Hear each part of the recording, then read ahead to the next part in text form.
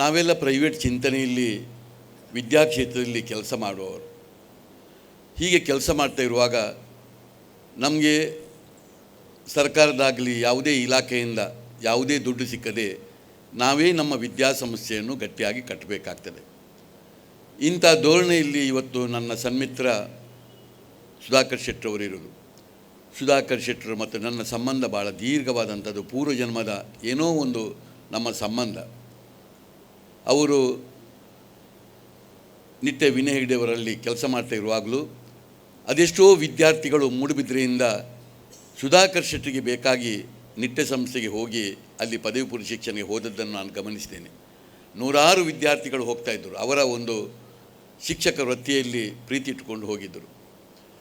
ಆಮೇಲೆ ಅವರು ನಮ್ಮ ವಿದ್ಯಾಸಂಸ್ಥೆಯಲ್ಲೂ ಭಾಳ ವರ್ಷ ಇದ್ದುಕೊಂಡು ಹೋದವರು.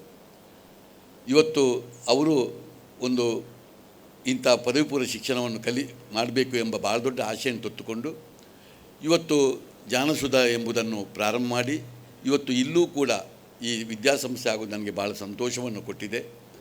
ಭಾಳ ಮುಖ್ಯವಾಗಿ ನಾವು ನಮ್ಮ ಆವರಣದೊಳಗೆ ಒಂದು ಶೈಕ್ಷಣಿಕವಾದಂಥ ಒಂದು ಇದನ್ನು ನಾವು ಮಾಡಬೇಕಾಗಿದೆ. ಅಲ್ಲಿ ಶೈಕ್ಷಣಿಕವಾದಂಥ ಒಂದು ವಾತಾವರಣವನ್ನು ಸೃಷ್ಟಿ ಮಾಡಬೇಕಾಗ್ತದೆ. ಹೀಗಾಗುವಾಗ ಬಹಳ ಮುಖ್ಯವಾಗಿ ಇವತ್ತಿನ ದೇವಸ್ಥಾನ, ನಾವೆಲ್ಲರೂ ನಮ್ಮ ಪೂರ್ವಜರು ಹಾಕ್ಕೊಟ್ಟಂಥ ಮತಧರ್ಮದಲ್ಲಿ ಇವತ್ತು ನಾವು ಬದುಕುವವರು. ಹೀಗಾಗುವಾಗ ಯಾವುದೇ ನಾವು ಶಿಕ್ಷಣ ಕೊಡುವಾಗ ಕೇವಲ ನಾವು ಪದವಿ ಪೂರ್ವ ಶಿಕ್ಷಣ ಆಗುವಾಗ ಫಿಸಿಕ್ಸ್, ಕೆಮಿಸ್ಟ್ರಿ, ಮ್ಯಾಥ್ಸ್, ಬಯಾಲಜಿಗೆ ಒತ್ತು ಕೊಡೋದಲ್ಲ, ನೀಟ್ ಅಥವಾ JEE ಮಾತ್ರ ಒತ್ತು ಕೊಡೋದಲ್ಲ, ಅದರ ಜೊತೆಯಲ್ಲಿ ಅವರಿಗೆ ಭಾಳ ಸುಂದರವಾದಂಥ ಮನಸ್ಸನ್ನು ಕಟ್ಟಬೇಕಾದ್ದು ನಮ್ಮೆಲ್ಲರ ಕರ್ತವ್ಯ ಆಗಿದೆ. ಹೀಗಾಗುವಾಗ ಸುಧಾಕರ್ ಶೆಟ್ಟರು ಈ ಒಂದು ಬರುವಂಥ ಮಕ್ಕಳಿಗೆ ಭಾಳ ಮುಖ್ಯವಾಗಿ ಅವರು ನಂಬಿಕೊಂಡು ಬಂದಂಥ ಮತಧರ್ಮವನ್ನು ಅದನ್ನು ಸಂಪೂರ್ಣ ಅವರು ಕಲಿಬೇಕು, ಅದರ ಮೇಲೆ ಆಸಕ್ತಿ ತೋರಿಸಬೇಕು. ಅದು ಬಹಳ ಪ್ರಮುಖವಾಗಿ ಇವತ್ತು ಈ ದೃಷ್ಟಿಯಲ್ಲಿ ಇವತ್ತು ದೇವಸ್ಥಾನವನ್ನು ಸೃಷ್ಟಿ ಮಾಡಿದ್ದಾರೆ. ಅದರ ಜೊತೆಯಲ್ಲಿ ಇಡೀ ಪರಿಸರವನ್ನು ಶೈಕ್ಷಣಿಕ ವಾತಾವರಣಕ್ಕೆ ಸರಿಯಾಗಿ ಇದನ್ನು ಕಟ್ಟಿಕೊಂಡು ಬಹಳಷ್ಟು ಹಸುರೀಕರಣ ಮಾಡಿಕೊಂಡು ಇವತ್ತು ಭಾಳ ಸುಂದರವಾದಂಥ ಈ ಒಂದು ಪರಿಸರವನ್ನು ನಿರ್ಮಾಣ ಮಾಡಿದ್ದಾರೆ. ನನಗೆ ಖಂಡಿತ ವಿಶ್ವಾಸ ಇದೆ. ಇವತ್ತು ಅವರ ಮಾಡಿಕೊಂಡು ಹೋದಂಥ ಕೆಲಸ ಅದು ಕಾರ್ಕಳದಲ್ಲಿರ್ಬೋದು, ಉಡುಪಿಯಲ್ಲಿದ್ದಿರ್ಬೋದು, ಈಗ ಇಲ್ಲಿ ಅಜಕಾರ್ನಲ್ಲಿದ್ದಿರ್ಬೋದು, ಮುಂದೆ ಇದೊಂದು ಭಾಳ ದೊಡ್ಡ ದೇಗುಲವಾಗಿ ಬೆಳೆಯುತ್ತದೆ.